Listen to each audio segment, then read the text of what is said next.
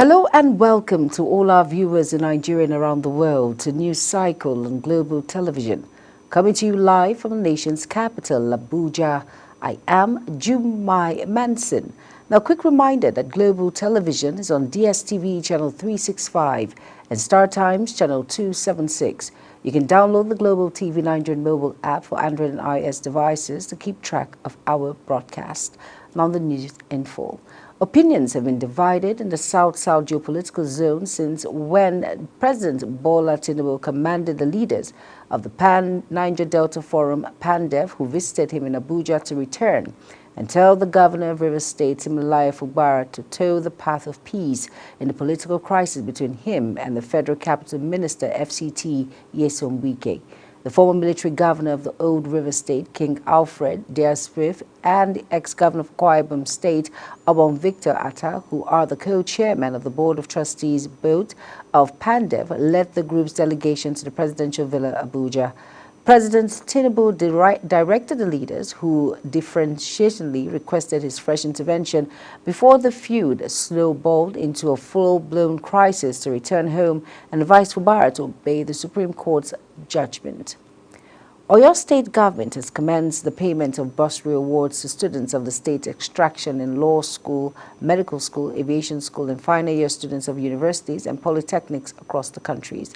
The beneficiaries, numbering about 2,950, were drawn from a pool of about 3,000 registrants, having met the criteria set for the award. The Senior Special Assistant on Students' Affairs to Governor Seyi Makinde, Victor Olojede, announced this on Saturday in a statement by the Special Advisor to the Governor, Media, Solomon Olariwaju, in Ibadan, the state capital. He noted that the governor had earlier approved the bursary to the tune of 554,989 million naira, describing him as a friend of the students. President Bola Tinubu has congratulated Professor Gabriel Osoede, an academic pharmacist and public health icon, as he celebrates his 90th birthday anniversary. Osoede's contributions to pharmaceutical education, drug regulation, and public health in Nigeria are unparalleled, the president said in a statement by Bayo Ononuga, his spokesman. Tinubu said Osoede's work in establishing the National Agency for Food and Drug Administration and Control and his role in developing the pharmacy education curriculum at Ahmadu Bello University and the University of Benin were few examples of his achievements. Over now to the Niger Delta Youth Chapter of the EPEC social political body of the South-South geopolitical zone, the Pan-Niger Delta Forum, PANDEF, has issued a 48 ultimatum to Nyesom Wike, the Minister of the Federal Capital Territory Administration, FCTA, to retract his publicly disparaging remarks about the Ijaw Nation and the leaders of his social political body. Addressing journalists, the National Youth President of the Youth Wing, Debon Dayega, who gave the ultimatum, said that it was annoying that Wike abused the leaders of the South-South geopolitical zone less than 24 hours after his delegation met with the president at the presidential villa in Abuja. The National Association of Nigerian Students has commended the Ogun State Governor, Dapo Abiodun, for appointing two indigents of the state who emerged as the best graduating students of the University of Lagos during the institution's 55th convocation as the education ambassadors of the state. NANS equally showered encomium on the governor for giving the sum of 10 million naira each to the deal in appreciation for their arduous and sterling achievement. Governor Dapo Abiodun announced the appointment of Samuel Badekale and Harum Adebakun as education ambassadors for making the state proud by emerging the best graduating students of the University of Lagos during the institution's 55th convocation. The governor, Kano State Abba Yusuf, has reaffirmed his administration's commitment to instill discipline to the state's civil servants towards effective governance. This is contained in a statement by the governor's spokesperson, Sanisu Dawakin Tofa, issued in Kano. Dawakin Tofa quoted the governor as making the remark when he hosted permanent secretaries in the state for an iftar breakfast at Government House, Kano. The Court of Appeal Abuja Division suspended its January 10, 2025 judgment that upheld the reinstatement of former Governor of Central Bank of Nigeria, Muhammadu Sanisu II, as the 16th Emir of Kano. According to the appellate court, its January 10th verdict that approved the Kano State government's repeal of the 2019 Emirate Council law remains suspended pending the determination of an appeal at the Supreme Court. The January 10 judgment had overturned an earlier ruling by the Federal High Court in Kano, which nullified the Kano State Emirate Council Repeal Law 2024. The law reversed the creation of 5 new emirates and reinstated Sanusi as the Emir of Kano. The Minister of Education, Dr. Tunji Alausa, has charged universities to tackle the significant shortfall in admissions, urging that direct universities to adopt hybrid learning models, with about 75% of potential students being denied entry into tertiary institutions in the country yearly. He made the call in Abuja during a meeting with Vice Chancellor of the Nigerian universities. The minister also instructed all institutions to adopt hybrid learning models by 2025 as part of ongoing reforms. The National Agency for Food and Drug Administration and Control, NAFDAC, has uncovered a fraudulent syndicate impersonating the agency to scam foreign companies using fake documents. The agency announced the discovery in a statement by Professor Mojisola Christian Adeyeye FAS, its Director General, following a petition from Tani Alamin Trading Group, Abu Dhabi, UAE, which fell victim to the scam.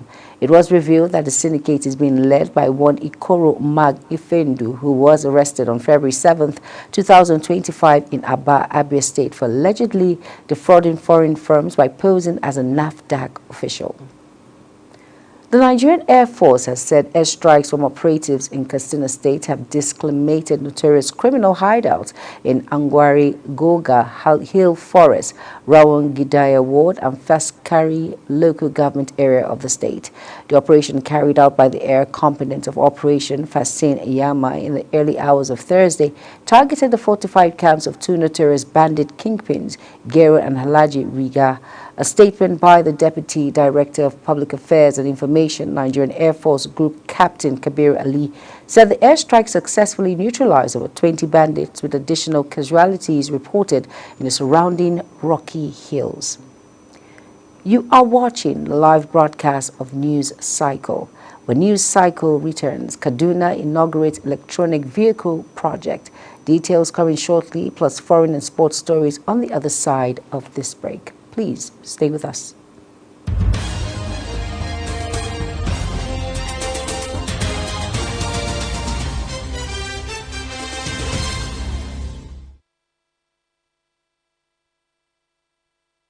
Do you know that global television can be watched in Nigeria and all over the world? Download the Global TV Nigerian mobile app for Android and iOS devices to watch global television real-time from around the world. What are you waiting for?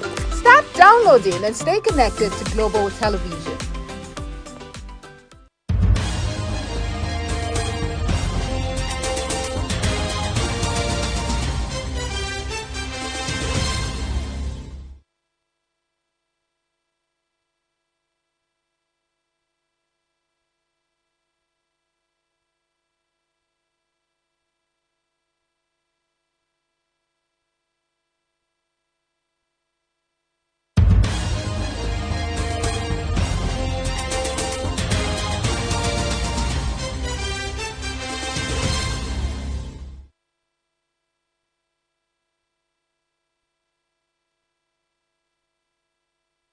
You're welcome back, and if you're just tuning in, this is News Cycle on Global Television. Thank you for staying with us. In business now, the Kaduna State government has launched an electric vehicle initiative to provide workers with affordable and sustainable transportation. The program, which includes a tricycle and electronic motorcycle loan scheme, was inaugurated by Governor Ubasani at Murtala Square, Kaduna. With the initiative, the state employees will be able to acquire tricycles and electronic motorcycles through subsidized loans with repayments deducted from their salaries.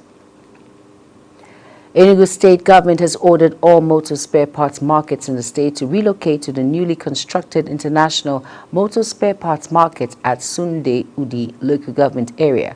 Governor Peter Mba signed the executive order at the government house in Enugu, directing spare parts dealers to move from their current locations.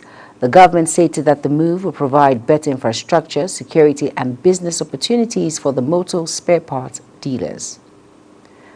The Independent Petroleum Marketers Association of Nigeria says the price war between the Nigerian National Petroleum Company Limited and Dangote Petroleum is affecting its members. Chairman of the association, Enugu Depot Community in charge of Anambra, Ebonyi and Enugu State, Chinedu Anyaso, stated this during an interview with journalists in Akwa, Anambra State. Anyaso said the price instability in the sector had resulted in a high level of uncertainty and a reduction in investors' confidence. As a coastal megacity with over 27 million residents, Lagos is increasingly vulnerable to rising sea levels, coastal erosion and extreme weather events, which could result in losses of up to $29 billion if urgent action is not taken. A new report by the Lagos State Ministry of Planning and Budget titled The Lagos Economic Development Update 2025 has warned that the climate change poses a severe threat to the state's economy, infrastructure, and food security. The report highlights how flooding and poor urban planning are exacerbating these challenges, disrupting key sectors such as transportation, agriculture, and public health. SpaceX founder Elon Musk says his massive Starship rocket, which leave for Mars at the end of 2026 with Tesla Homeland robot Optimus on board, adding that human landings could follow as soon as 2029.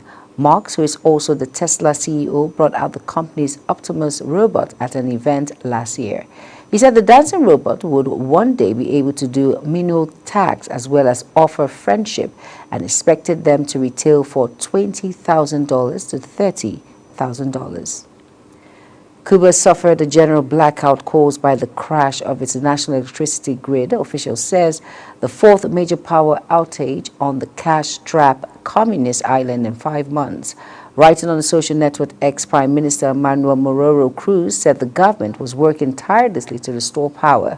Only a few hostels and private businesses with generators still had light on, as did essential services such as hospitals. On the foreign news, the United States' decision to expel South Africa's ambassador was regrettable, the Office of the President says, urging diplomatic decorum between the two nations. Secretary of State Marco Rubio had Ambassador Ibrahim Russell was no longer welcome in the United States because he was a race-baiting politician who hates U.S. President Donald Trump. The explosion of Russell, a former anti-apartheid campaigner, has added to the rising tension between Washington and Pretoria. Haiti's lawless capital, Port-au-Prince, was in the grip of a new wave of gang violence. As more families fled their homes, armed groups have been battling for control of the city for several years, and clashes have intensified in recent weeks as a rival gang attempt to establish new territories. According to the UN's International Organization for Migration, between February 14th and March 5th this year, more than 40,000 people fled their homes. A crane collapsed at the construction site in the Thailand's capital, killing at least 4 people. Police said as rescuers worked to retrieve a 5th body from the debris. The accident occurred in the early hours on Saturday morning on the Rama 2 road, a major highway linking Bangkok to the country's south. Police says at least 4 construction workers died at the site where a tollway was under construction and dozens were injured. The United States President Donald Trump has stated plans to impose a travel ban on 43 countries. According to a report which cited an internal memo and officials familiar with the matter, the memo lists a total of 43 countries divided into 3 groups: red, orange, and yellow. Although the list has yet to be approved by the Trump administration, it comprises several African countries with African economic powerhouses like Nigeria, South Africa, Algeria, and Egypt excluded. In our sports story now, the Handball Federation of Nigeria has announced that the National Under-12 and Under-15 Handball Championship will hold this month in Umuahia, Abia State, according to a statement from the Secretary General of HFN, Monica Otumola. The championship will be held from March 18 to 25th, with the arrival date and screening to hold within the first 2 days, while the matches will begin on March 20th. Otumola also emphasized on the importance of the screening, which will hold on March 19th, to determine those who are truly under 12 and under 15 to play in the championship, stating that there will be sanction for teams, academics, or clubs for any discrepancy. Atalanta star Ademola Lookman has been linked with a move to Liverpool again as the Premier League leaders look ahead to the summer when there could be a series of major overhauls of Anfield. Liverpool hold a 15-point gap at the top of the Premier League table, and their attention is set to be in the summer market already, with some of their stars likely to depart. Top on that list is Mohamed Salah, who is yet to be offered a new contract by the club, as well as defender Trent Alexander-Arnold and Virgil van Dijk. Over now to Arsenal manager Mikel Arteta has expressed admiration for how Enzo Maresca has shaped Chelsea, admitting they initially saw them as contenders to win the Premier League this season. Ahead of their clash at the Emirates Stadium on Sunday, Arsenal sit second in its table, while Chelsea trails 6 points behind in fourth. However, both teams are far from catching league leaders, Liverpool, who held a commanding 15 points advantage, having played a game more. Now that's it on Global TV News Cycle. Kindly follow us across all social media platforms now showing on your screen by using @GlobalTVNG. You can download the Global TV Nigerian app for Android and iOS devices to keep track of our broadcast. I am Jumai Manson. Thank you for watching. Good evening.